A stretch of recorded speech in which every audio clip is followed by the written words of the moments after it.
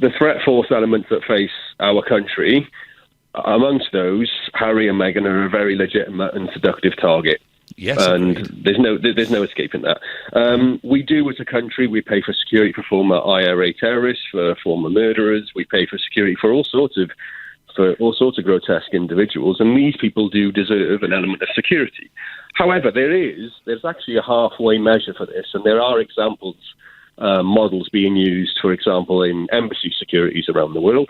I'm a former protection officer, former military, and there could be an option where, for example, the PPOs, the protection officers, are provided by the Met, who are the actual one-on-one, if you like, bodyguards, if you like, and then the outer security would be provided by a private military company, highly vetted. This sort of thing happens in embassies. For example, a general may be posted to an embassy where the embassy security is provided by a private security company, someone like Control Risk or something like that.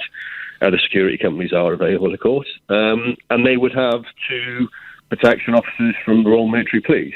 That could actually work in this scenario, and I think it would be warranted at the bare minimum. I mean, personally, I don't have an issue with the £20 million, but others do, and that's understandable. So, Kevin, a small core team with them all the time, and then when they go to an event, other security people join, paid for by those that are sponsoring the event. That would work, wouldn't it?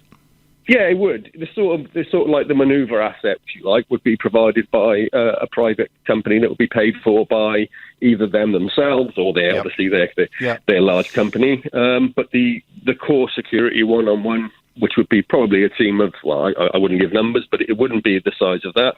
But of course, I mean, the main expense is life support. I mean, I've spent many a time myself where wherever my client was, which was an ambassador, whatever he ate, I'd have to eat. I spent many a time in Le Petit Maison, sat next to you, actually, on a different table, and of course, very nice restaurant. We have to be with them, and it's the bolt-on life support costs that absorb it, and when those numbers increase it, that's where the 20 millions come from. Yeah. I mean, the wages the guys would be getting would be very lean compared to that.